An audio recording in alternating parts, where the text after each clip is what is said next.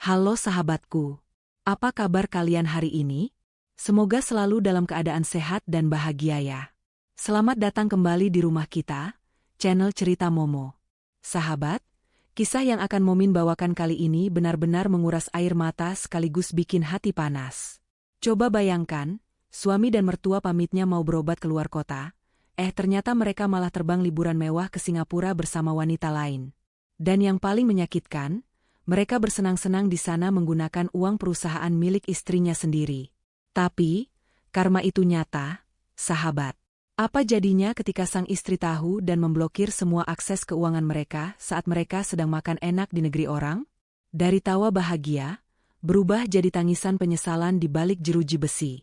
Nah, sebelum kita masuk ke kisah pembalasan nada yang menyentuh hati ini, yuk tunjukkan dukungan kalian dengan cara tekan tombol like video ini, subscribe channel ini, dan nyalakan lonceng notifikasinya agar tidak ketinggalan kisah seru lainnya. Dan seperti biasa, yuk kita absen dulu.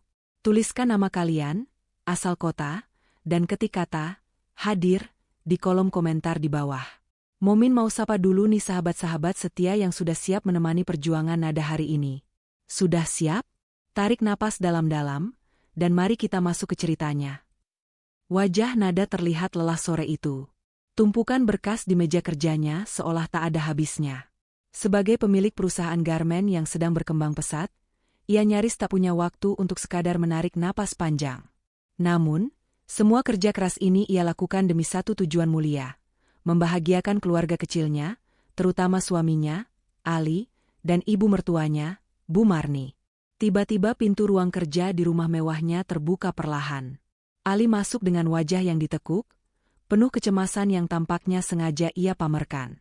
Di belakangnya, Bu Marni mengikuti dengan langkah tertatih-tatih, memegangi dadanya seolah menahan sakit yang amat sangat.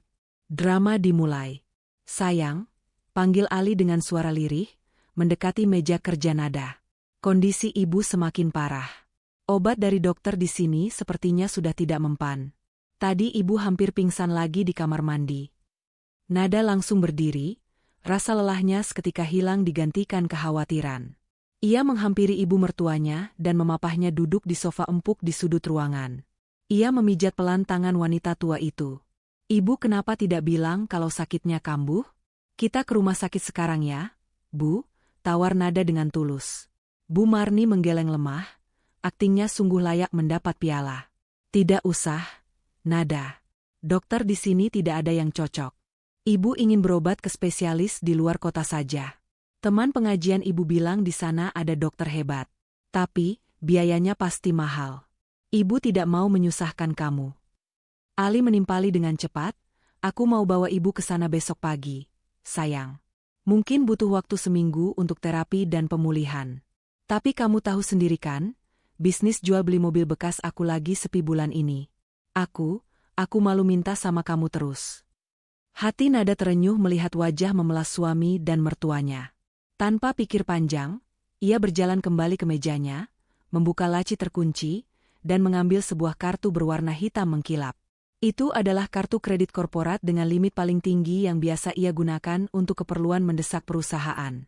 Mas, pakai ini, kata Nada sambil menyerahkan kartu itu ke tangan Ali. Mata Ali berbinar sekilas, namun ia segera menutupinya dengan wajah sedih. Ini kartu perusahaan, Mas. Tolong gunakan dengan bijak ya. Prioritaskan untuk pengobatan ibu, biaya rumah sakit, penginapan yang nyaman buat ibu, dan makan kalian selama di sana. Jangan digunakan untuk hal-hal yang tidak perlu karena laporannya langsung masuk ke audit kantor. Pesan Nada dengan lembut namun tegas. Ali mengangguk mantap, menggenggam tangan istrinya. Terima kasih, sayang. Kamu memang istri yang paling berbakti. Aku janji akan menjaga ibu dan menggunakan uang ini sebaik mungkin. Bu Marni pun ikut memeluk Nada. Sebuah pelukan yang terasa dingin namun tidak disadari oleh Nada. Terima kasih, Nada. Doakan ibu cepat sembuh ya. Keesokan harinya, subuh-subuh sekali Ali dan Bu Marni sudah siap berangkat. Nada yang masih harus bersiap ke kantor hanya bisa mengantar mereka sampai teras. Ia melambaikan tangan saat taksi online membawa orang-orang terkasihnya pergi. Dalam hatinya, ia berdoa semoga mertuanya segera pulih. Ia sama sekali tidak menyadari bahwa kepergian itu adalah awal dari sebuah bencana besar dalam rumah tangganya. Bandara Internasional Soekarno-Hatta menjadi saksi bisu perubahan drastis itu. Begitu mereka turun dari taksi dan memastikan tidak ada orang yang dikenal, sakit yang diderita Bu Marni sembuh seketika. Langkahnya yang tadi tertatih kini menjadi gesit dan bersemangat. Wajah memelas Ali berubah menjadi senyum lebar penuh kemenangan. Akhirnya, bebas juga dari rumah itu, seru Bu Marni sambil membenarkan letak tasnya. Ibu sudah muak harus pura-pura sakit terus di depan istrimu yang sok sibuk itu. Sabar, Bu. Yang penting sekarang, kartu sakti, ini sudah di tangan kita, ujar Ali sambil mencium kartu hitam milik Nada. Kita bisa beli apa saja di Singapura nanti. Mereka tidak langsung masuk ke gerbang keberangkatan. Ali dan Bu Marni menunggu di dekat salah satu kafe bandara. Tak lama kemudian, seorang wanita muda berjalan mendekat dengan gaya yang sangat mencolok. Ia mengenakan gaun pendek berwarna merah menyala, kacamata hitam besar di atas kepala, dan menyeret koper bermerek. Itu adalah Fafa. Sayang, seru Fafa manja, langsung menghambur memeluk Ali tanpa malu-malu di depan umum. Aduh, cantiknya calon mantu ibu, puji Bu Marni, memeluk Fafa dengan hangat, pelukan yang jauh lebih tulus daripada yang ia berikan pada Nada tadi pagi. Kamu sudah siap liburan? Siap dong, Bu. Fafa udah bikin daftar belanjaan tas-tas branded yang mau Fafa beli di Orchard Road nanti. Tenang aja, nanti Fafa pilihin juga buat ibu biar makin hits, jawab Fafa dengan nada centil. Nah, gitu dong. Itu baru menantu idaman. Pintar berdandan, enak diajak jalan, gak kayak si Nada. Punya uang banyak tapi penampilannya kucel, bau kertas, sibuk kerja terus sampai lupa ngurus suami dan mertua, cibir Bu Marni penuh kebencian. Ali tertawa. Sudahlah, Bu. Justru bagus Nada sibuk kerja bagai kuda. Biar dia yang cari uang sampai mati, kita yang menikmati hasilnya. Lagi pula, dia terlalu bodoh. Dia pikir kita benar-benar pergi berobat ke luar kota. Padahal tiket pesawat ke Singapura sudah aku pesan sejak minggu lalu. Tapi Mas, kartunya aman kan? Limitnya cukup buat aku belanja? Tanya Fafa memastikan sambil melirik kartu di tangan Ali. Tenang, Fea. Limit kartu ini ratusan juta. Istriku yang bodoh itu bilang, pakai buat darurat. Nah, bagi kita kan belanja barang mewah dan liburan itu kebutuhan darurat, jawab Ali sambil mengedipkan sebelah matanya. Mereka bertiga tertawa lepas, seolah dunia adalah milik mereka.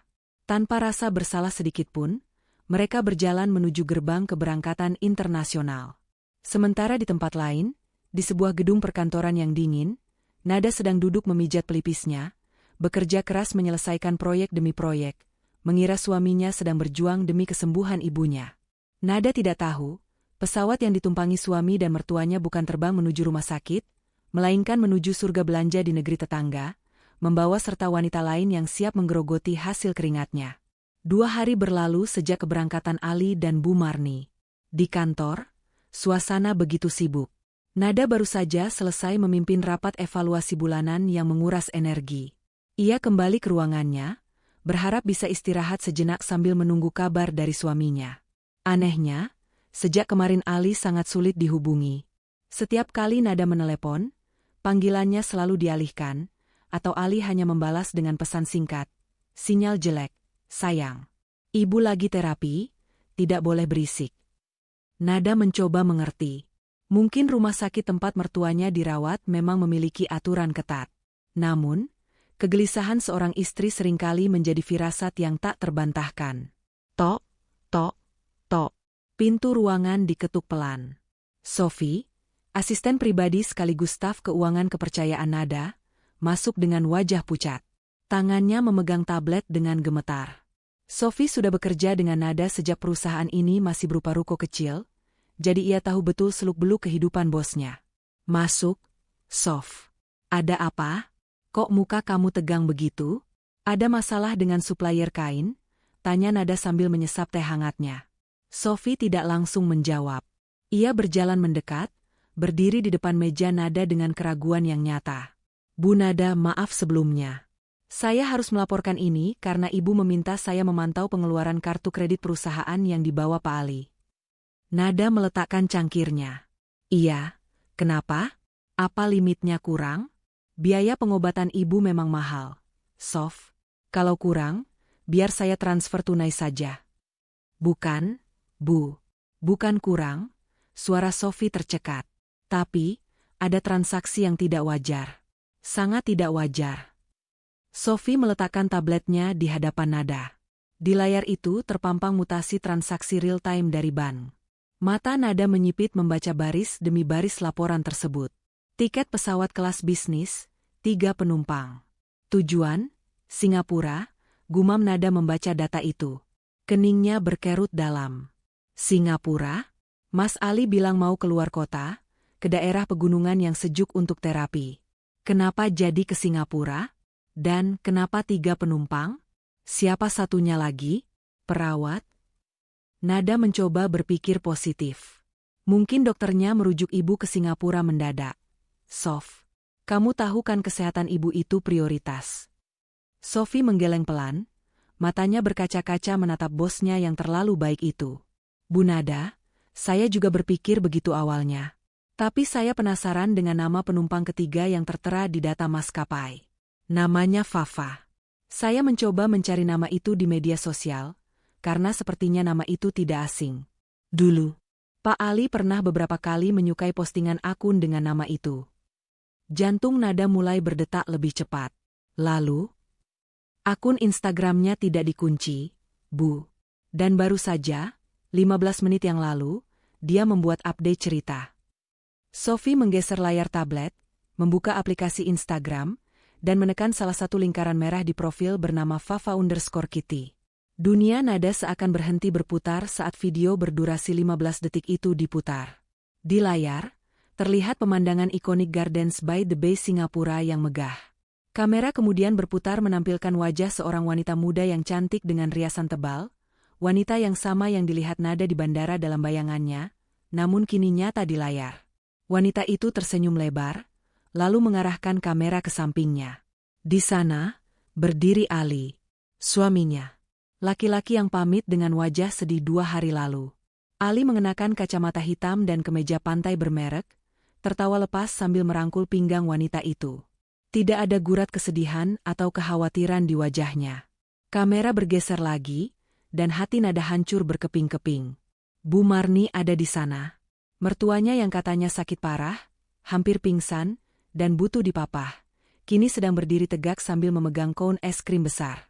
Bu Marni melambai ke kamera dengan ceria. Suara wanita di video itu terdengar jelas, menusuk telinga Nada lebih tajam dari sembilu. Hai guys. Hari pertama di Singapura nih. Seneng banget akhirnya bisa liburan bareng calon suami dan calon ibu mertua tersayang. Duh, dimanjain banget, belanja sepuasnya. Makasih ya sayang. Di video itu, wanita tersebut mencium pipi Ali, dan Ali membalasnya dengan senyuman penuh cinta. Video berakhir. Layar kembali gelap, namun kegelapan yang sesungguhnya kini menyelimuti hati Nada. Ruangan itu hening. Hanya suara pendingin ruangan yang terdengar mendengung. Tangan Nada gemetar hebat saat memegang tablet itu. Air matanya tidak jatuh. Belum. Rasa sakitnya terlalu dalam hingga air mata pun enggan keluar. Ini bukan sekadar perselingkuhan. Ini adalah pengkhianatan yang terencana. Mereka, orang-orang yang Nada lindungi dan biaya hidupnya, bersekongkol membohonginya mentah-mentah. Bu. Panggil Sofi lirih, takut melihat bosnya yang membatu. Nada menarik napas panjang, mencoba menenangkan gemuruh di dadanya yang terasa sesak. Bayangan wajah memelas Bu Marni yang memegang dadanya kemarin, dan wajah Ali yang penuh janji manis, kini berganti menjadi wajah-wajah serakah yang sedang tertawa di atas penderitaannya. Mereka sehat, Sof. Suara Nada terdengar dingin, sangat berbeda dari biasanya. Ibu sehat. Mas Ali bahagia. Ternyata, obat yang mereka butuhkan hanyalah uangku dan kebebasan dari kehadiranku. Nada berdiri, berjalan menuju jendela kaca besar yang menghadap ke jalan raya. Ia menatap pantulan dirinya di kaca. Wanita pekerja keras yang selama ini mengalah, yang selalu menomorsatukan keluarga, kini merasa seperti orang paling bodoh di dunia. Mereka pikir aku tidak akan tahu, desis Nada pelan. Mereka pikir karena aku sibuk, aku tidak akan memeriksa. Mereka lupa, Uang yang mereka pakai untuk bersenang-senang itu adalah hasil keringatku, darahku. Nada berbalik menatap Sophie. Tatapannya kini tajam, tidak ada lagi kelembutan seorang istri yang naif. Sophie, panggil Nada tegas. Iya, Bu. Cek semua transaksi yang masuk hari ini. Apa saja yang mereka beli? Sophie dengan cekatan membuka kembali data mutasi. Banyak sekali, Bu. Baru saja ada transaksi di toko tas mewah Louis Vuitton, senilai 40 juta rupiah. Lalu ada pembayaran hotel bintang 5 untuk 2 kamar suite selama 5 malam. Total tagihan kartu kredit yang berjalan dalam 2 hari ini sudah hampir mencapai 150 juta rupiah. Nada tersenyum miris. 150 juta. Jumlah itu bisa digunakan untuk membayar gaji puluhan karyawannya, tapi Ali menghabiskannya dalam 2 hari untuk wanita lain dan ibunya yang pura-pura sakit. Cukup, kata Nada. Cukup sampai di sini drama mereka. Nada kembali duduk di kursinya. Ia tidak menangis lagi. Rasa sedihnya telah bermetamorfosis menjadi amarah yang elegan. Ia mengambil ponselnya, menatap foto profil Ali di kontak WhatsApp-nya, lalu meletakkannya dengan kasar di meja. Sophie, hubungi pihak bank sekarang, perintah Nada. Suaranya tenang namun mematikan. Blokir kartu itu? Atau batasi limitnya, Bu? Tanya Sophie memastikan. Nada menatap lurus ke mata Sophie. Blokir. Blokir total. Laporkan sebagai kartu hilang atau penyalahgunaan jika perlu. Pastikan tidak ada 1 rupiah pun yang bisa keluar dari kartu itu lagi. Tutup juga akses ke rekening tambahan yang dipegang Mas Ali. Baik, Bu. Laksanakan sekarang. Jawab Sophie tanpa ragu. Ia sendiri merasa geram melihat kelakuan suami bosnya. Nada bersandar di kursi kerjanya, membayangkan apa yang akan terjadi di Singapura sana. Saat ini mereka mungkin sedang tertawa, memilih-milih barang mewah, merasa menjadi raja dan ratu. Tapi sebentar lagi, istana pasir itu akan runtuh. Selamat menikmati liburan terakhir kalian, bisik Nada pada kesunyian ruang kerjanya. Dan selamat datang di neraka yang sesungguhnya. Sementara itu, ribuan kilometer dari Jakarta, langit Singapura tampak begitu cerah, seolah mendukung kebahagiaan semu yang sedang dirayakan oleh Ali, Bu Marni, dan Fafa. Udara di kawasan Orchard Road terasa mahal dan eksklusif.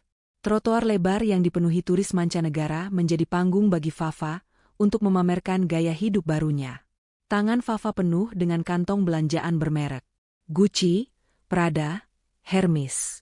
Ia berjalan melenggak-lenggok bak model papan atas, diapit oleh Ali yang tersenyum bangga dan Bu Marni yang wajahnya berseri-seri, jauh berbeda dari wajah nenek sakit-sakitan yang ia tampilkan di Jakarta. Aduh, Fafa, kamu pakai tas warna meron itu kelihatan elegan sekali. Nak, cocok sama kulit kamu yang putih mulus. Puji Bu Marni sambil mengelus tas baru yang baru saja dibeli Ali 5 menit lalu. Fafa mengibaskan rambutnya dengan manja. Iya dong, Bu. Fafa kan ngerti fashion. Nggak kayak yang di Jakarta itu. Punya duit banyak tapi seleranya kampungan. Masak sio tasnya itu-itu saja, warnanya hitam melulu lagi. Bu Marni tertawa renyah, tawa yang terdengar sangat menyakitkan jika Nada mendengarnya. Hus, jangan sebut nama dia di sini, nanti sial. Si Nada itu memang pelit. Fafa, dia bilang uangnya diputar buat modal lah, buat gaji karyawan lah. Alasan saja. Padahal dia cuma nggak mau memanjakan ibu dan suami sendiri. Lihat kamu, baru sampai saja sudah bisa bikin ibu merasa jadi ratu.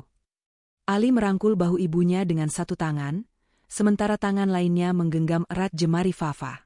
Sudah, Bu, nikmati saja. Selama kartu sakti ini ada di dompet Ali, ibu mau minta apa saja pasti Ali belikan. Nada nggak akan berani marah. Dia itu terlalu bucin sama Ali. Dia takut kehilangan Ali. Jadi, dia pasti merem saja lihat tagihannya nanti. Mas Ali emang suami idaman. Seru Fafa sambil mendaratkan ciuman kilat di pipi Ali. Sekarang kita kemana lagi? Mas? Aku lihat di seberang ada butik perhiasan yang koleksi kalungnya bagus banget. Gas terus. Kita borong Singapura hari ini, jawab Ali dengan percaya diri yang meluap-luap. Ia merasa seperti raja minyak. Padahal mahkota yang ia pakai adalah hasil curian dari istana istrinya sendiri. Di Jakarta, suasana justru berbanding terbalik.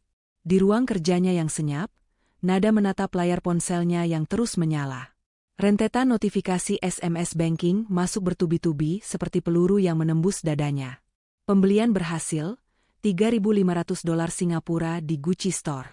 Pembelian berhasil, $5.200 Singapura di Louis Vuitton. Pembelian berhasil, $800 Singapura di Starbucks Reserve. Setiap denting notifikasi itu mewakili keringat dan kerja kerasnya. Nada teringat bagaimana ia sering menahan diri untuk tidak membeli sepatu baru, karena ingin menambah bonus tahunan bagi karyawannya. Ia teringat bagaimana ia rela makan siang di warteg sederhana dekat pabrik, demi menghemat pengeluaran operasional.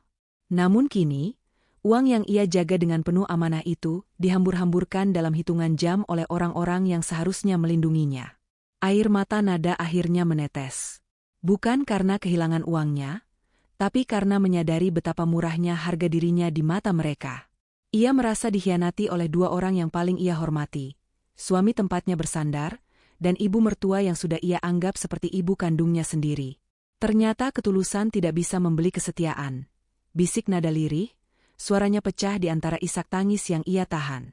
Tiba-tiba, pintu ruangan terbuka kembali. Sophie masuk dengan langkah cepat. "Bu Nada, lapor Sophie. Pihak bank sudah memproses laporannya. Pemblokiran sedang dilakukan oleh sistem pusat. Mungkin butuh waktu 1 atau 2 menit lagi untuk efektif sepenuhnya karena transaksi lintas negara." Nada menghapus air matanya dengan kasar. Ia menegakkan punggungnya, kembali memasang topeng ketegaran seorang pemimpin perusahaan. "Bagus, Sof. Biarkan mereka menikmati 1 atau 2 menit terakhir itu. Itu akan menjadi kenangan manis terakhir sebelum mereka jatuh ke tanah." Kembali ke Singapura, Ali, Bu Marni, dan Fafa kini sudah berdiri di depan etalase toko perhiasan mewah. Mata Fafa berbinar menatap sebuah kalung berlian dengan liontin berbentuk hati yang berkilauan ditimpa lampu toko. "Mas, itu cantik banget," rengek Fafa sambil menunjuk kalung tersebut. "Kalau aku pakai itu pas arisan nanti, pasti teman-temanku iri semua." "Harganya lumayan juga ya, $15.000 Singapura," gumam Ali membaca label harga. Namun, gengsinya sebagai lelaki yang sedang dipuja-puja mengalahkan akal sehatnya. "Ah, kecil itu. Demi calon istriku yang cantik, apa sih yang enggak?" Bu Marni ikut memanas-manasi. "Beli saja, Li, anggap saja investasi. Daripada uangnya dipegang Nada, cuma jadi tumpukan kertas di bank. Mending jadi berlian, bisa dipakai Fafa." Tanpa ragu, mereka masuk ke dalam toko. Pelayan toko dengan seragam rapi menyambut mereka dengan ramah, melihat tentengan belanjaan mereka yang banyak sebagai tanda bahwa mereka adalah pelanggan kelas kakap. "Saya mau kalung yang di depan tadi," kata Ali dengan gaya angkuh, mengeluarkan dompetnya. Ia menarik kartu hitam milik Nada dengan gerakan dramatis, seolah ia adalah pemilik sah kekayaan itu. Pelayan itu dengan sigap mengambilkan kalung tersebut. Fafa langsung mencobanya di depan cermin. "Wah, ibu lihat deh. Pas banget di leher Fafa. Cantik sekali, nak. Aura kamu langsung keluar," puji Bu Marni berlebihan. "Oke, saya ambil. Tidak usah dibungkus, biar dipakai langsung saja," kata Ali sambil menyerahkan kartu itu kepada pelayan. "Gesek saja." Ali berdiri dengan pose santai, satu tangan masuk ke saku celana, tersenyum lebar menatap Fafa yang sedang mengagumi bayangannya di cermin. Ia membayangkan malam ini akan menjadi malam yang indah di Hotel Bintang 5, merayakan kemenangan mereka menipu Nada. Ia sama sekali tidak menyadari bahwa di seberang lautan, Nada baru saja menutup buku masa lalunya dan menekan tombol penghancur untuk masa depan Ali. Pelayan itu memasukkan kartu ke mesin EDC. Ali menunggu bunyi struk keluar, bunyi yang selama 2 hari ini menjadi musik favoritnya. Namun, detik demi detik berlalu, mesin itu hening. Ali masih tersenyum, Bu Marni masih tertawa, dan Fafa masih sibuk berpose. Mereka tidak tahu bahwa pesta di atas luka Nada telah resmi berakhir. Langit di atas kepala mereka masih cerah, tapi badai yang sesungguhnya baru saja tiba di meja kasir itu. Pelayan toko itu menatap layar mesin EDC dengan kening berkerut, lalu mencoba menggesek kartu itu sekali lagi. Bunyi B panjang yang menyakitkan telinga terdengar, memecah keheningan di meja kasir. Lampu indikator di mesin itu berkedip merah, bukan hijau seperti yang diharapkan Ali. "Maaf, Tuan. Kartunya ditolak," ucap pelayan itu datar. Senyum ramahnya sedikit memudar, berganti dengan tatapan profesional yang dingin. Ali tertawa kecil, tawa yang dipaksakan untuk menutupi rasa kagetnya. "Mbak bercanda ya? Coba digesek lagi. Mungkin pita magnetiknya kotor atau mesin Mbak yang sinyalnya jelek. Itu kartu platinum, limitnya ratusan juta. Tidak mungkin ditolak." Fafa yang masih sibuk bercermin menoleh dengan wajah masam. "Ada apa sih, Mas? Kok lama banget? Aku sudah gerah nih mau lanjut belanja sepatu." "Sebentar sayang. Biasa, mesinnya agak error," jawab Ali menenangkan, meski keringat dingin mulai merembes di pelipisnya. Pelayan itu menghela napas pelan, namun tetap berusaha sopan meski nada suaranya mulai tegas. "Tuan, saya sudah mencobanya 3 kali. Keterangannya selalu sama, declined, do not honor. Ini artinya pihak bank penerbit memblokir transaksi ini. Silakan hubungi bank Anda atau gunakan metode pembayaran lain." Wajah Ali seketika pucat pasi. Darahnya serasa berhenti mengalir. "Diblokir? Bagaimana mungkin? Nada tidak pernah memblokir kartu ini sebelumnya. Bahkan saat Ali menggunakannya untuk membeli motor sport bulan lalu dengan alasan operasional kantor." "Jangan ngawur kamu," sambar Bu Marni yang mulai tersinggung. Ia maju mendekati meja kasir dengan gaya sok berkuasa. "Kamu tahu siapa anak saya? Dia pengusaha sukses. Jangan bikin malu kami di sini. Coba pakai mesin yang lain." Pelayan itu mulai kehilangan kesabaran. Ia meletakkan kartu hitam itu di atas meja kaca dengan sedikit kasar. "Maaf, Nyonya. Masalahnya bukan di mesin kami, tapi di kartu Anda. Kalau tidak bisa bayar, mohon kalungnya dikembalikan. Ada pelanggan lain yang antre." Kata-kata itu bagaikan tamparan keras di wajah mereka bertiga. Beberapa pengunjung toko yang berpenampilan elegan mulai menoleh dan berbisik-bisik.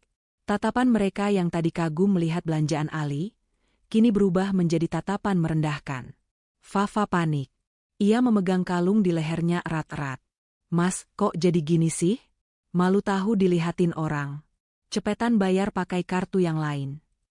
Tangan Ali gemetar saat merogoh dompet kulitnya. Ia mengeluarkan 2 kartu debit pribadinya.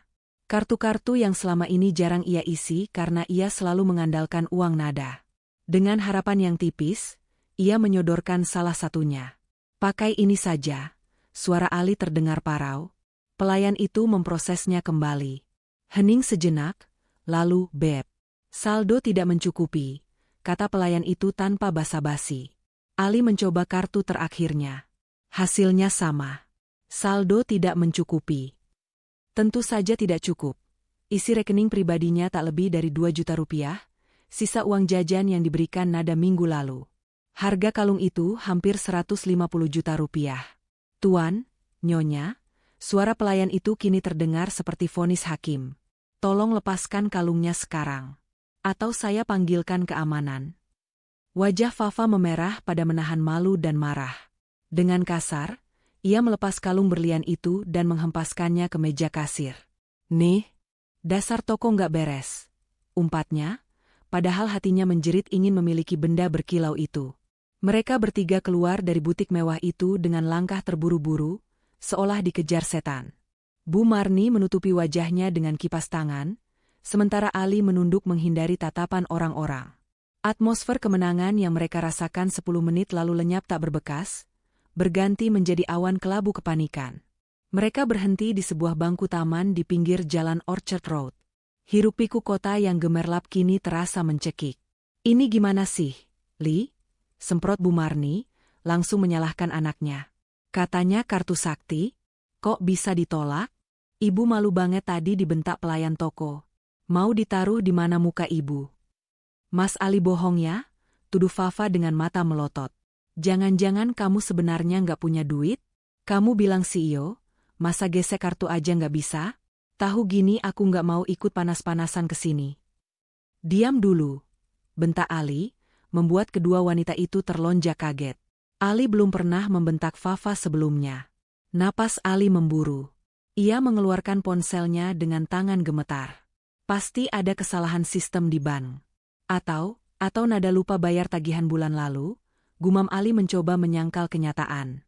Ia mencari nama, istriku, di kontak ponselnya dan menekan tombol panggil. Tuh, tidak tersambung. Panggilan langsung terputus. Ali mencoba lagi, kali ini lewat WhatsApp.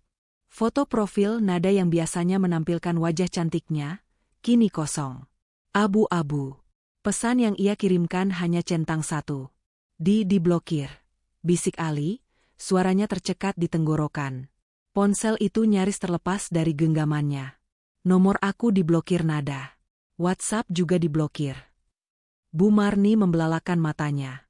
Maksud kamu apa, Li? Nada tahu kita di sini? Ali menelan ludah yang terasa pahit. Sepertinya begitu, Bu. Dia mematikan akses kartunya. Dia memblokir nomor aku. Kita nggak bisa menghubungi dia. Kepanikan yang sesungguhnya mulai merayap. Mereka berada di negeri orang, tanpa uang tunai yang cukup karena Fafa sudah menghabiskan jatah uang cash Ali untuk membeli skincare di bandara tadi. Hotel tempat mereka menginap belum dibayar lunas, karena mereka berencana membayarnya saat check-out menggunakan kartu kredit itu. Terus nasib belanjaan aku gimana? Tanya Fafa egois, tidak peduli pada situasi genting itu. Terus kita makan malam di mana? Mas, dompet kamu masih ada cash berapa? Ali membuka dompetnya. Kosong.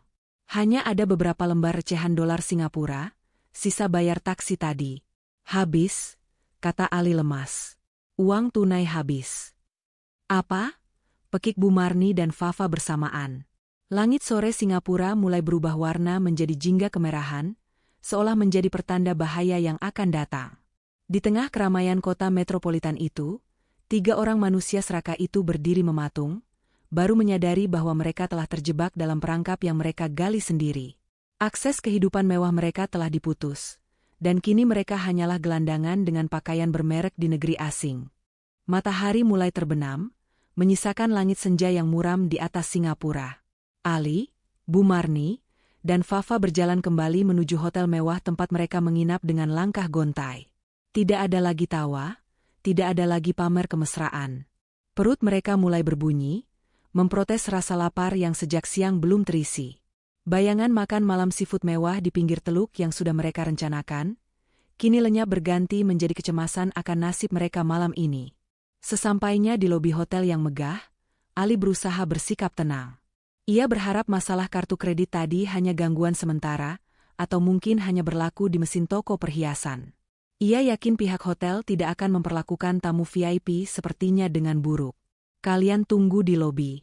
Aku mau ke resepsionis sebentar, minta kunci kamar diganti. Tadi pas aku coba di lift kok nggak bisa akses, ujar Ali beralasan, padahal jantungnya berdegup kencang. Fafa mendengus kesal, membanting tubuhnya ke sofa lobi. Cepetan, Mas. Aku mau mandi, gerah. Kakiku lecet jalan jauh pakai heels ini. Ali mengangguk gugup dan mendekati meja resepsionis. Seorang petugas pria dengan setelan jas rapi menyapanya, namun tidak ada senyum ramah di wajah itu. Tatapannya dingin dan penuh selidik. Selamat malam, Pak Ali. Kami sudah menunggu Anda, kata petugas itu datar.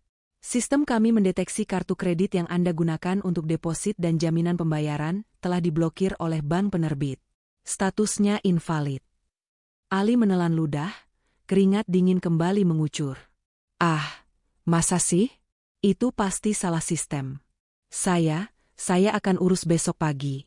Sekarang tolong buka akses kamar saya. Ibu saya sakit dan butuh istirahat. Petugas itu menggeleng tegas. Maaf, Pak. Kebijakan hotel kami sangat ketat. Karena tagihan kamar suite Anda selama 2 malam ini belum terbayar dan jaminan hangus, kami tidak bisa mengizinkan Anda masuk kembali ke kamar. Kami meminta pelunasan sekarang juga sebesar $2.500, atau silakan tinggalkan hotel ini. Suara petugas itu cukup keras hingga terdengar oleh beberapa tamu lain. Bu Marni yang melihat gelagat tidak beres segera menghampiri, diikuti Fafa yang wajahnya sudah menekuk masam. Ada apa lagi ini, Li? Kenapa lama sekali? Tanya Bu Marni tidak sabar. Mereka minta bayaran sekarang, Bu. Kartunya benar-benar mati. Bisik Ali, suaranya bergetar hebat. Apa? Pekik Fafa, suaranya melengking memenuhi lobi yang hening. Ia langsung merangsek maju, mendorong Ali ke samping. Mas, kamu jangan main-main ya. Barang-barang aku semua ada di kamar. Tas branded, baju-baju, skincare mahal aku, semua di sana. Aku mau ambil. Maaf, Nyonya, potong petugas keamanan yang tiba-tiba muncul di belakang mereka. Postur tubuhnya tegap dan mengintimidasi. Barang-barang Anda kami tahan sebagai jaminan sampai seluruh tagihan dilunasi. Anda tidak diizinkan naik ke lantai atas. Detik itu juga, topeng manis Fafa hancur berkeping-keping. Wajah cantiknya berubah menjadi menyeramkan karena amarah. Ia berbalik menatap Ali dengan tatapan jijik yang belum pernah Ali lihat sebelumnya. Dasar laki-laki tidak berguna, teriak Fafa tepat di depan wajah Ali. Kamu bilang kamu kaya. Kamu bilang kamu CEO. Ternyata apa? Bayar hotel saja nggak mampu? Kamu penipu, Ali. Kamu nipu aku. Ali terperangah. Sayang, pelankan suaramu. Kita bisa bicarakan ini baik-baik. Sabar sedikit, aku akan coba hubungi teman aku. Sabar jidatmu. Fafa meludah ke lantai, tidak peduli lagi pada etika. Aku sudah korbankan waktu aku buat nemenin kamu dan ibumu yang rewel ini, berharap dapat belanjaan mewah, dapat liburan enak. Ternyata aku malah jadi gembel di sini. Tahu gini mending aku jalan sama om-om pejabat daripada sama kamu yang cuma benalu istri. Bu Marni yang mendengar itu langsung naik pitam. Darah bangsawannya, yang sebenarnya hanya halusinasi, mendidih. Jaga mulutmu ya, perempuan kampung. Berani-beraninya kamu hina anak saya dan saya. Tadi saja kamu puji-puji saya, panggil ibu sayang, sekarang kamu maki-maki. Fafa tertawa sinis. Tawanya terdengar seperti nenek sihir. Halah, diam kau tua bangka. Sadar diri dong. Kalian itu dua-duanya sama saja. Parasit. Kalau bukan karena uang istri sah anakmu itu, kalian itu nggak ada harganya. Tadi aku hormat karena aku pikir dompet kalian tebal. Kalau kosong begini, buat apa aku sopan? Najis. Kalimat itu menampar Bu Marni lebih keras daripada tamparan fisik. Ia memegangi dadanya. Kali ini sakitnya nyata, bukan pura-pura.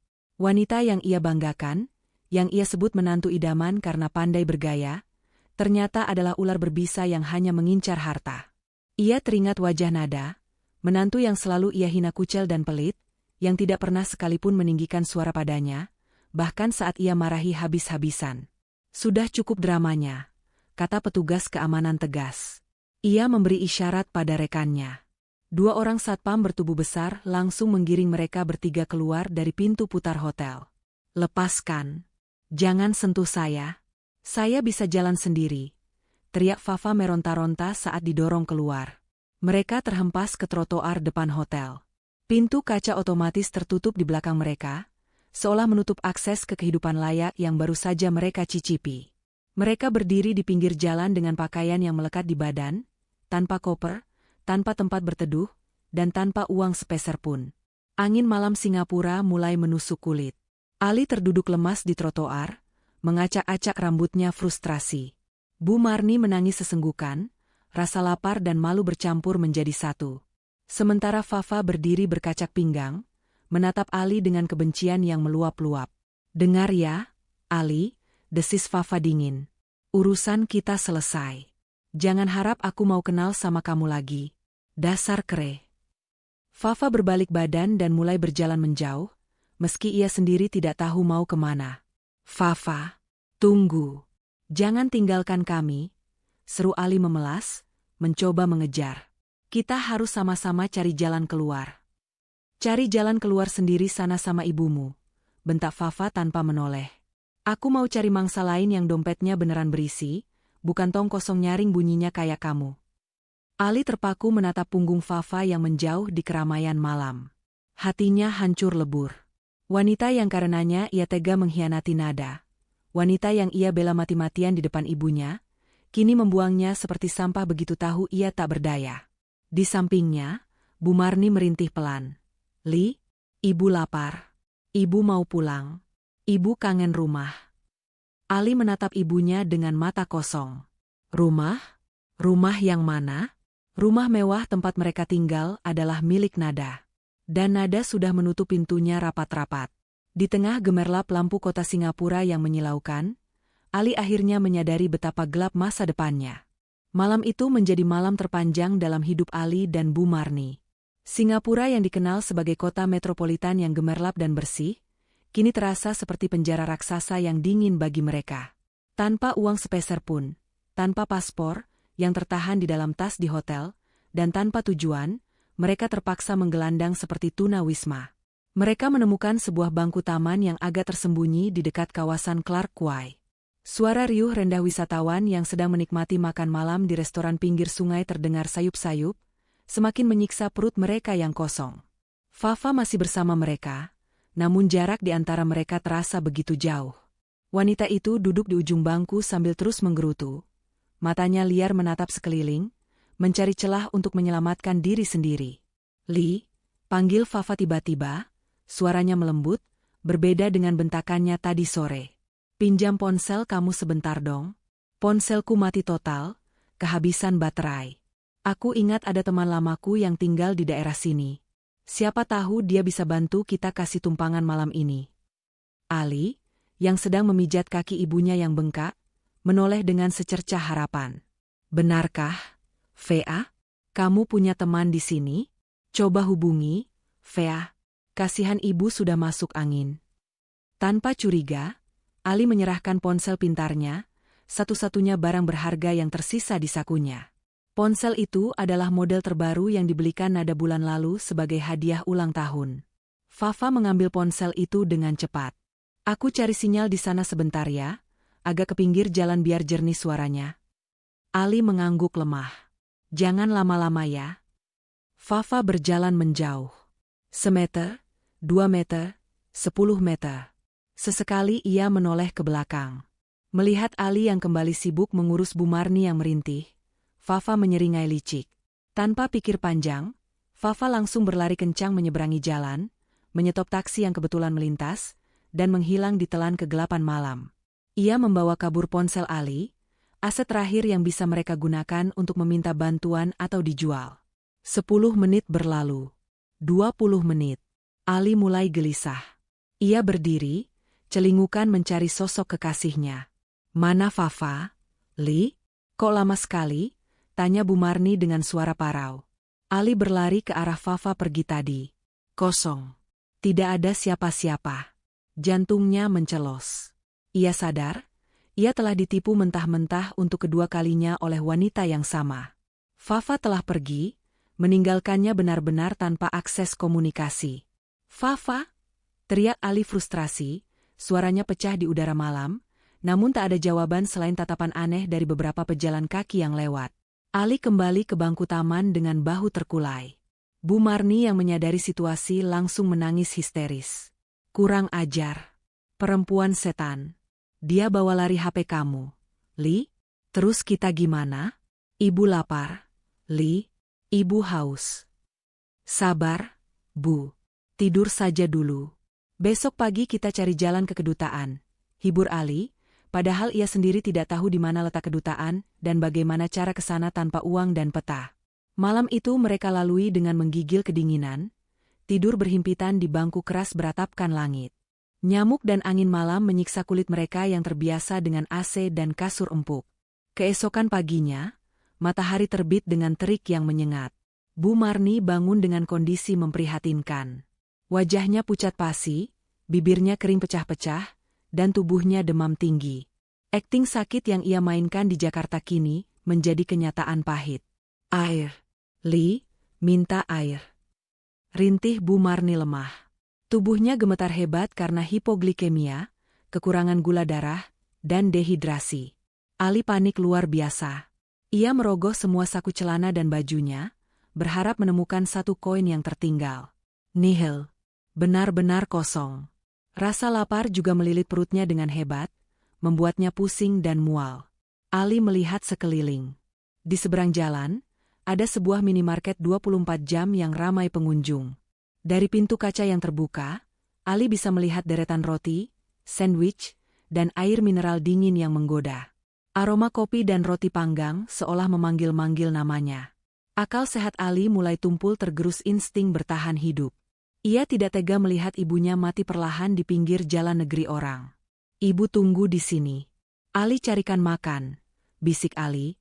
Ia membenahi bajunya yang kusut, mencoba terlihat senormal mungkin agar tidak dicurigai. Ali melangkah masuk ke dalam minimarket itu.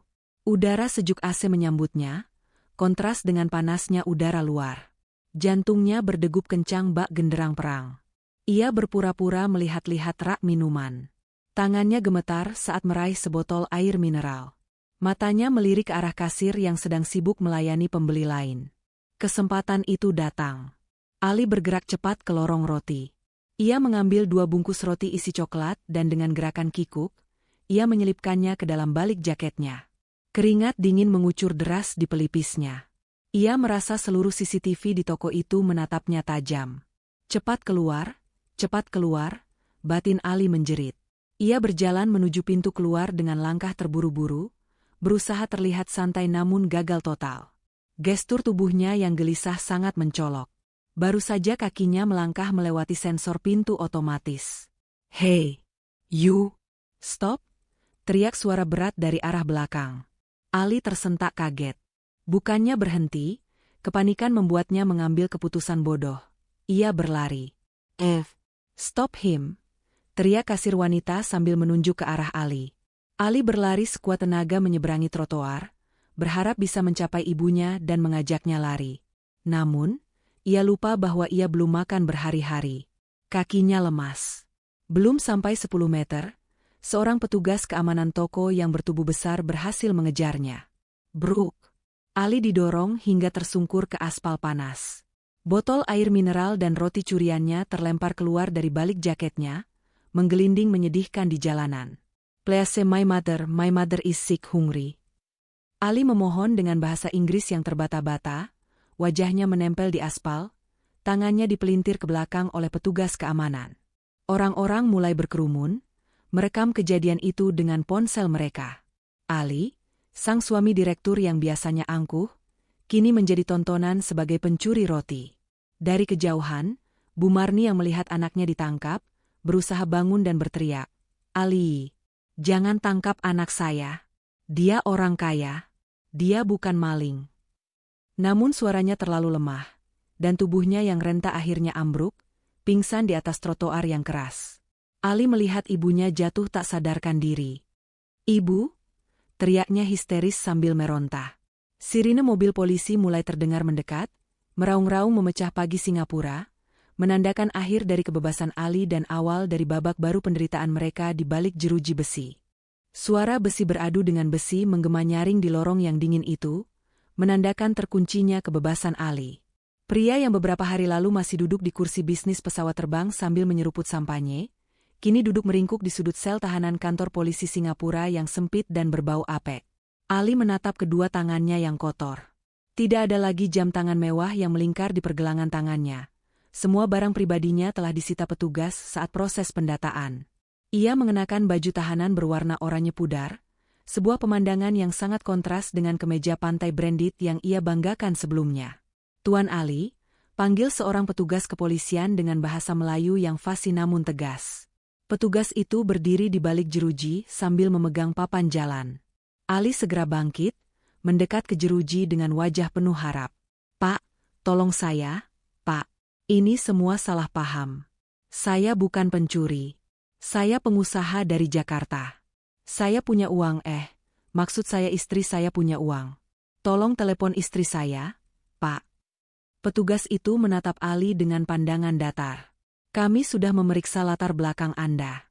Pihak hotel tempat Anda menginap juga telah membuat laporan resmi atas tuduhan penipuan jasa dan melarikan diri, tanpa membayar tagihan sebesar ribuan dolar. Ditambah aksi pencurian di minimarket tadi pagi, posisi Anda sangat sulit, Tuan." Lutut Ali lemas seketika. Ia merosot kembali ke lantai. "Jadi, pihak hotel juga sudah melapor?" "Habis sudah." Ia benar-benar terperangkap di negeri orang dengan pasal berlapis.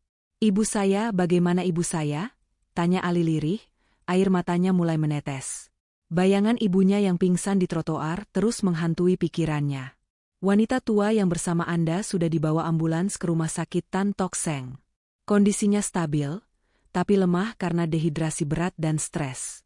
Dia sekarang di bangsal perawatan umum, dijaga oleh petugas sosial karena tidak ada penjamin.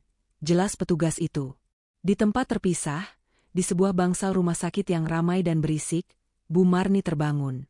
Cahaya lampu neon yang terang menyilaukan matanya. Ia mencoba bergerak, namun tangannya terasa berat. Sebuah selang infus tertancap di punggung tangannya yang keriput. Ali. Ali. Panggil Bu Marni parau. Seorang perawat mendekat. Nyonya sudah sadar? Tolong jangan banyak bergerak dulu. Tekanan darah Nyonya sangat rendah. Bu Marni menatap sekeliling dengan bingung. Ini bukan kamar VIP rumah sakit mahal yang biasa dipesankan nada untuknya jika ia sakit flu sedikit saja. Ini bangsal kelas 3. Kiri kanannya dipenuhi pasien lain yang mengerang kesakitan. Tidak ada TV, tidak ada AC dingin yang nyaman, hanya kipas angin yang berputar pelan di langit-langit. Anak saya mana? Suster? Ali mana? Tanya Bu Marni panik. Perawat itu tampak ragu sejenak. Putra Anda sedang dalam penanganan pihak kepolisian. Nyonya. Nyonya fokus saja pada penyembuhan. Polisi? Mata Bu Marni terbelalak. Ingatan tentang Ali yang diseret petugas keamanan toko berkelebat di benaknya. Tangisnya pecah seketika. Ia meraung memanggil nama anaknya, membuat pasien lain merasa terganggu. Rasa malu, takut, dan penyesalan bercampur aduk menjadi racun yang menyakitkan. Ia teringat Nada. Menantu yang selalu ia sebut, pembawa sial, itu, justru selalu ada di sampingnya memijat kakinya saat ia sakit, menyuapinya dengan sabar. Sekarang, di saat ia benar-benar butuh pertolongan, ia sendirian. Fafa si menantu idaman palsu itu sudah lenyap entah kemana. Sementara itu di Jakarta, suasana di kantor Nada hening namun mencekam. Jarum jam menunjukkan pukul 2 siang. Nada sedang memeriksa sampel kain untuk koleksi lebaran tahun depan, ketika telepon di meja Sofi berdering. Bukan dering telepon biasa, melainkan panggilan interlokal. Sofi mengangkatnya. Halo, selamat siang. Dengan kantor Ibu Nada? Wajah Sofi berubah serius mendengarkan suara di seberang sana. Ia mencatat beberapa hal di buku catatannya dengan tangan gemetar. Baik, Pak. Saya mengerti. Saya akan sampaikan segera kepada beliau. Terima kasih informasinya. Sofi menutup telepon dan menatap Nada dengan pandangan yang sulit diartikan.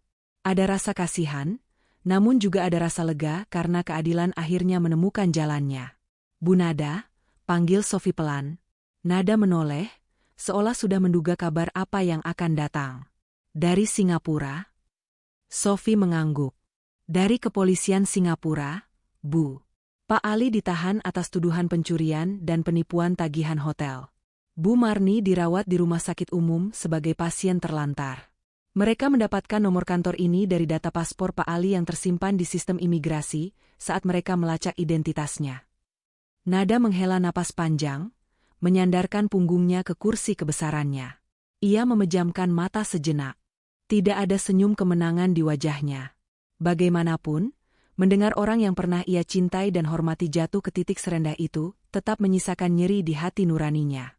Mereka meminta perwakilan keluarga atau konsulat untuk datang, Bu. Kalau tidak, Pak Ali akan diproses hukum tanpa pendampingan dan Bu Marni akan diserahkan ke dinas sosial sana setelah sembuh. Lanjut Sofi. Nada membuka matanya. Tatapannya kini tajam dan penuh determinasi. Hubungi Pak Haris, pengacara kita. Suruh dia siapkan semua berkas perceraian dan berkas hukum terkait penyalahgunaan aset perusahaan, perintah Nada tegas. Kita akan ke sana, Bu? Tanya Sofi.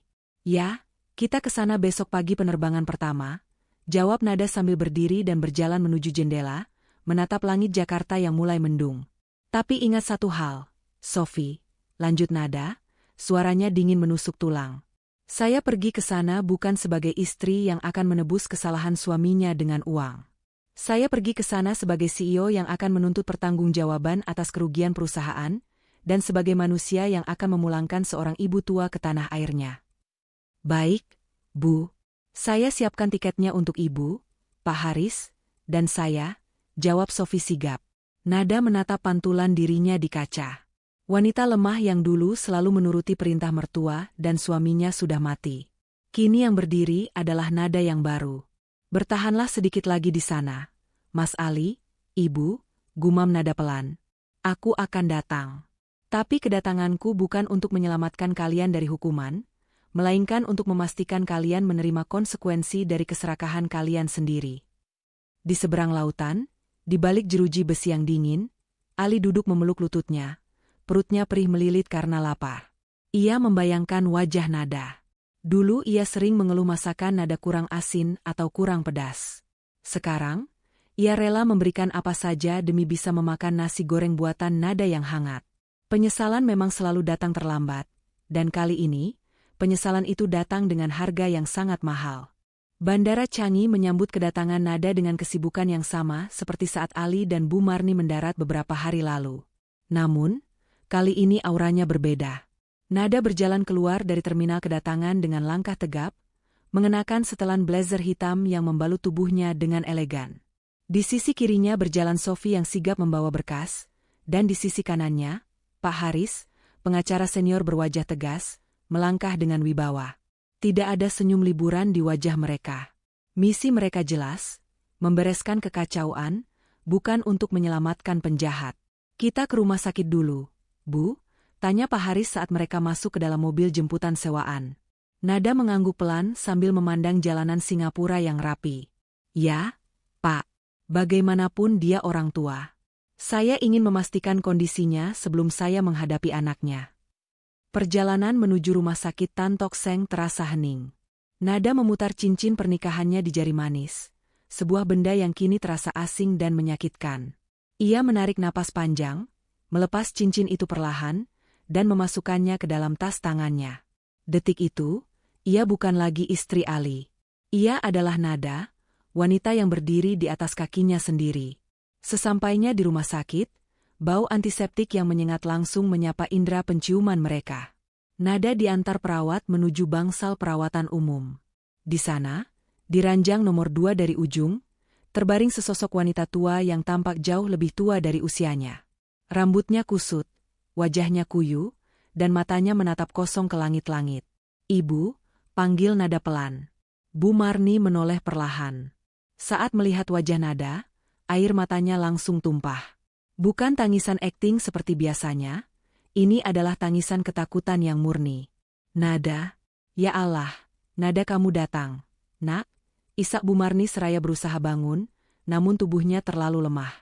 Ia mengulurkan tangannya yang gemetar ke arah Nada. Ibu takut di sini, Nada.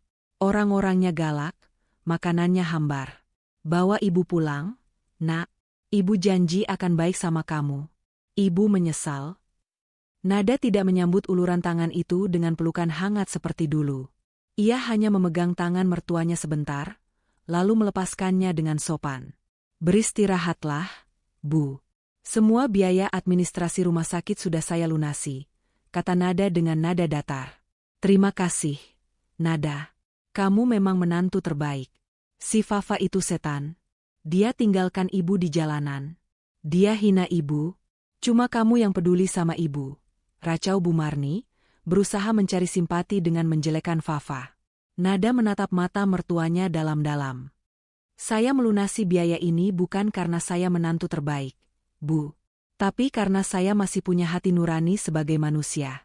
Saya tidak tega membiarkan seorang ibu terlantar di negeri orang, meskipun ibu itu telah bersekongkol membohongi saya. Bu Marni terdiam, mulutnya terkatup rapat. Ia merasakan dingin yang menjalar dari ucapan Nada. Tiket pulang ibu sudah diurus Sofi. Lusa, setelah dokter mengizinkan, ibu akan diantar pulang ke Indonesia. Tapi ingat satu hal, Bu, Nada memberi jeda, membuat jantung Bu Marni berdegup kencang. Ibu tidak akan kembali ke rumah saya. Rumah itu adalah rumah saya. Saya sudah menyewakan sebuah kamar yang layak di Panti Werda, Panti Jompo, yang bagus di Jakarta Selatan untuk ibu tinggali sementara waktu. Panti Jompo? Pekik Bu Marni syok. Kamu mau buang ibu? Ibu ini mertuamu, Nada? Saya tidak membuang ibu. Saya memberikan tempat tinggal dan perawatan yang layak. Saya sudah tidak sanggup tinggal satu atap dengan orang yang menusuk saya dari belakang. Keputusan saya sudah bulat, tegas Nada, lalu berbalik badan. Sophie akan menemani ibu di sini sebentar. Saya harus ke kantor polisi menemui anak ibu. Tanpa menoleh lagi pada tangisan histeris Bu Marni, Nada melangkah pergi. Hatinya perih, tapi ia tahu ini adalah batas yang harus ia tetapkan demi kewarasannya sendiri. Tujuan selanjutnya, kantor polisi. Suasana di ruang kunjungan tahanan jauh lebih mencekam. Nada duduk di kursi besi yang dingin, diapit oleh Pak Haris. Pintu di seberang mereka terbuka. Ali masuk dikawal 2 petugas. Penampilan Ali sangat menyedihkan. Wajahnya kusam, matanya bengkak, dan ia terlihat kurus. Begitu melihat Nada, mata Ali berbinar. Ia mengira Nada datang sebagai pahlawan penyelamat seperti biasanya. "Sayang," seru Ali, hendak menghambur memeluk Nada, namun ditahan oleh petugas. Ia duduk di kursi seberang meja dengan napas memburu. "Sayang, aku tahu kamu pasti datang. Cepat bayar jaminannya, sayang. Aku sudah nggak kuat di sini. Makanannya tidak enak, tidurnya di lantai. Ayo kita pulang, aku kangen rumah." Nada menatap pria di hadapannya itu tanpa ekspresi. Tidak ada lagi rasa cinta, yang tersisa hanya rasa kasihan yang bercampur dengan kejijikan. "Jangan panggil saya dengan sebutan itu, Pak Ali," potong Nada dingin. Ali terperangah. "Pak Ali, kok kamu panggil aku gitu? Aku suamimu, Nada. Aku hilaf. Ini semua gara-gara Fafa. Perempuan itu yang goda aku, dia yang paksa aku ke sini. Aku sebenarnya nggak mau, sayang. Aku korban." Nada menggeleng pelan, muak dengan alasan klise itu. Ia memberi kode pada Pak Haris. Pak Haris membuka tas kerjanya dan mengeluarkan sebuah map tebal berwarna merah, lalu meletakkannya di depan Ali. "Pak Ali," suara Pak Haris berat dan mengintimidasi. "Kedatangan Bu Nada ke sini bukan untuk membayar jaminan atau membebaskan Anda dari tuntutan hukum Singapura. Kasus pencurian dan penipuan hotel itu murni tanggung jawab pribadi Anda." "Maksudnya?" tanya Ali bingung, keringat dingin mulai bercucuran. "Terus Nada ke sini buat apa?" "Bu Nada hadir di sini mewakili perusahaan," lanjut Pak Haris. "Ini adalah berkas tuntutan hukum atas penggelapan dana perusahaan. Bukti transfer, penggunaan kartu kredit korporat untuk kepentingan pribadi, dan manipulasi laporan keuangan yang Anda lakukan selama setahun terakhir sudah kami rangkum. Total kerugian perusahaan mencapai 2 miliar rupiah." Mata Ali melotot. 2 miliar? "Nada, kamu mau memenjarakan suamimu sendiri?" Nada akhirnya angkat bicara. Suaranya tenang namun tajam menusuk. "Uang itu hak karyawan saya, Ali. Hak ratusan orang yang bekerja keras siang malam. Kamu memakainya untuk foya-foya dengan wanita lain. Kamu pikir saya akan diam saja? Tapi aku suamimu. Hartamu kan hartaku juga," bentak Ali putus asa. "Salah," jawab Nada cepat. "Perusahaan itu milikku sebelum kita menikah. Ada perjanjian pranikah yang kamu tanda tangani dulu. Ingat? Kamu lupa membacanya karena terlalu sibuk membayangkan hidup enak." Pak Haris menyodorkan satu dokumen lagi. "Dan ini adalah surat gugatan cerai. Bu Nada sudah mendaftarkannya di Pengadilan Agama Jakarta pagi ini. Anda bisa membacanya nanti di sel Anda." Ali gemetar hebat. Ia menatap Nada, mencari sisa-sisa cinta di mata istrinya, tapi ia hanya menemukan tembok tebal yang tak bisa ditembus. "Nada, tolong." Suara Ali berubah menjadi bisikan parau. "Jangan begini. Kalau aku dipenjara di sini, terus dituntut di Indonesia, hidupku hancur, Nada. Aku minta ampun. Aku cium kakimu." Nada berdiri perlahan, merapikan blazernya. "Hidupmu hancur bukan karena aku, Ali, tapi karena pilihanmu sendiri. Nikmati waktu istirahatmu di sini. Anggap saja ini liburan panjang yang kamu inginkan." "Ayo, Pak Haris. Urusan kita sudah selesai," ajak Nada. Mereka berdua berjalan menuju pintu keluar. "Nada, jangan tinggalkan aku. Nada." Teriakan Ali yang memilukan menggema di seluruh ruangan, disusul suara seretan paksa saat petugas membawanya kembali ke sel. Nada terus berjalan lurus, air matanya menetes satu persatu, jatuh ke lantai kantor polisi yang dingin. Ia tidak menoleh ke belakang. Langkah kakinya berat. Namun setiap langkah itu membawanya semakin jauh dari masa lalu yang menyakitkan, menuju masa depan yang, meski sepi, setidaknya bersih dari kebohongan.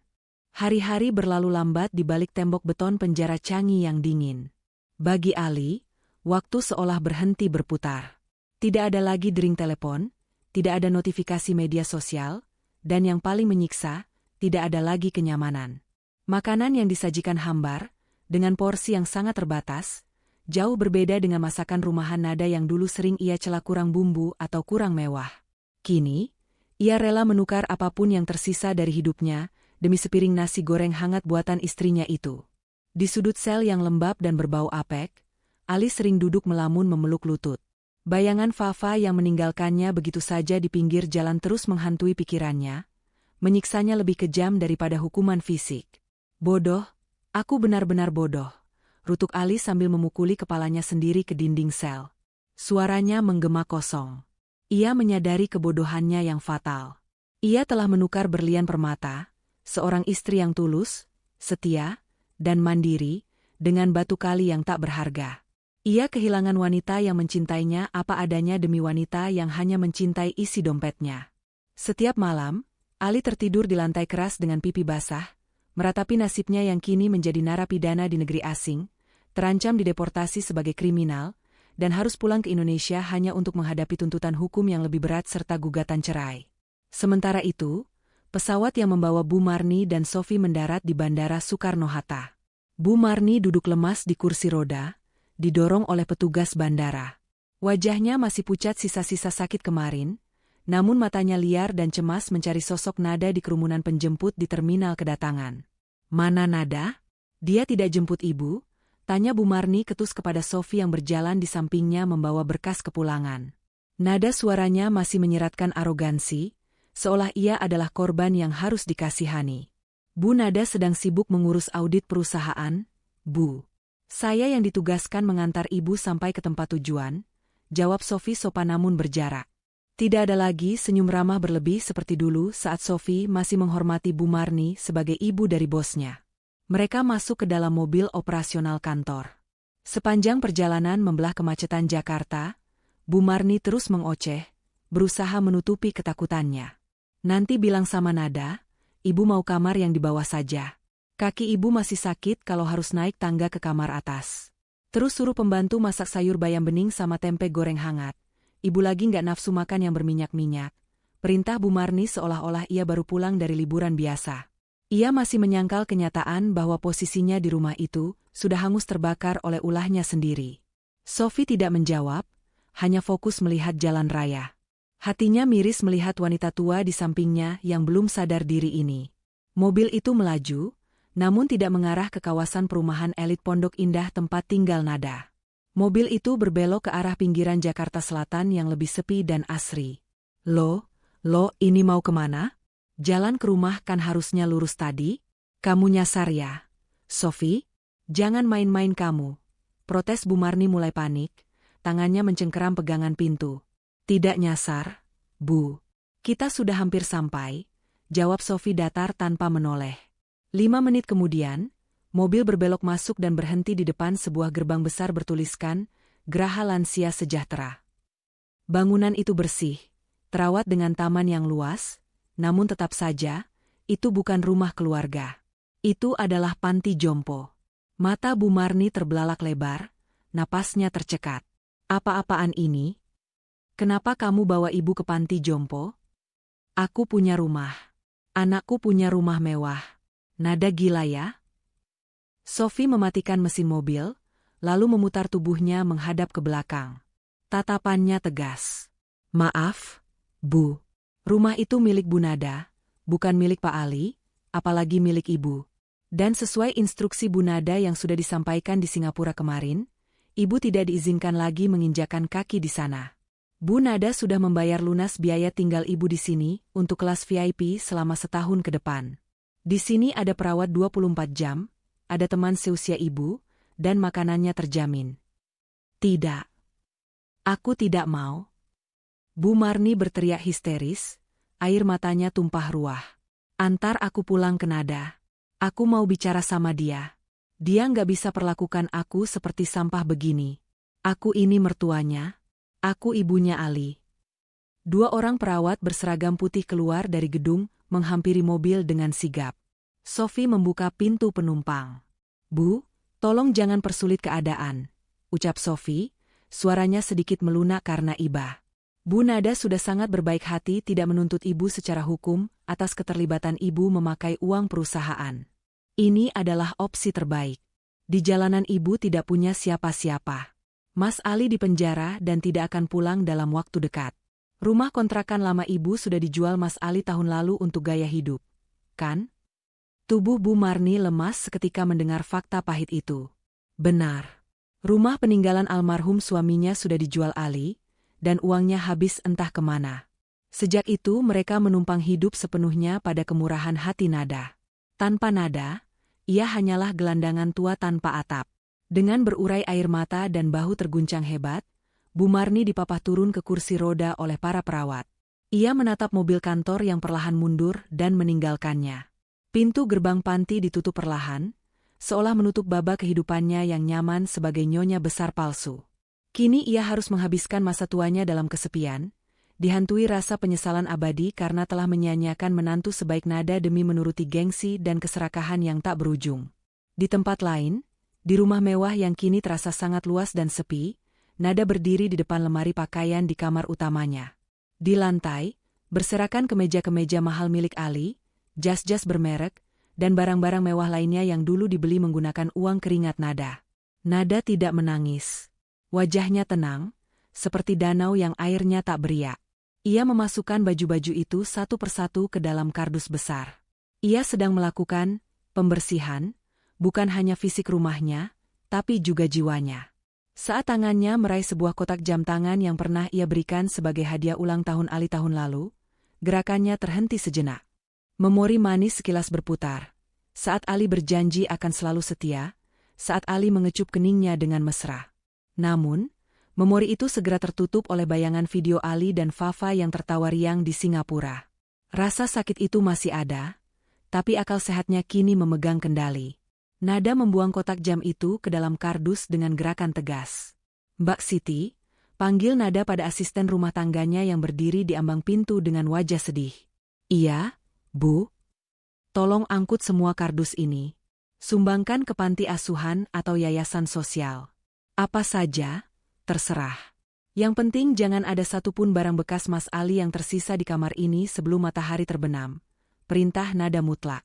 Baik, Bu. Foto pernikahan besar yang di ruang tamu bagaimana? Tanya Mbak Siti hati-hati. Nada berjalan keluar kamar menuju ruang tamu. Di dinding utama, tergantung foto pernikahan mereka yang sangat besar dengan bingkai emas ukiran Jepara.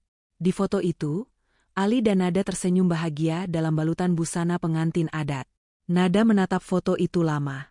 Dulu, foto itu adalah simbol kebanggaannya, bukti cintanya. Sekarang, foto itu hanyalah monumen kebohongan.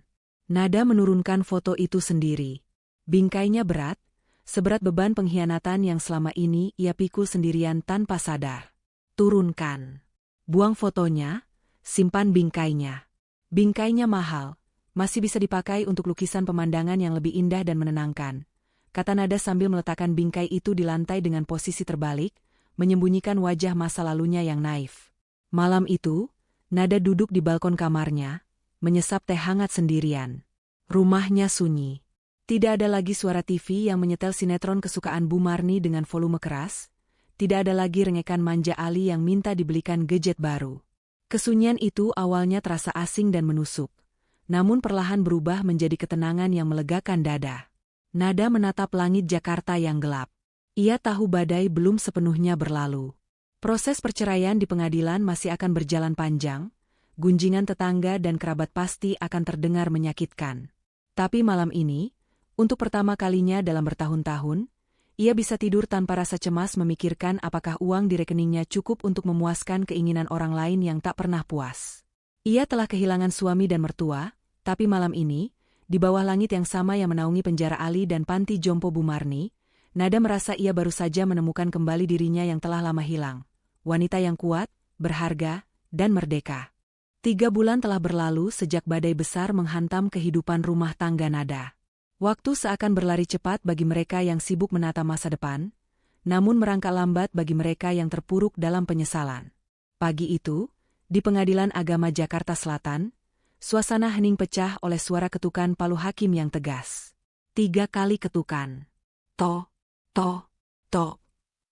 Majelis hakim memutuskan mengabulkan gugatan penggugat untuk seluruhnya.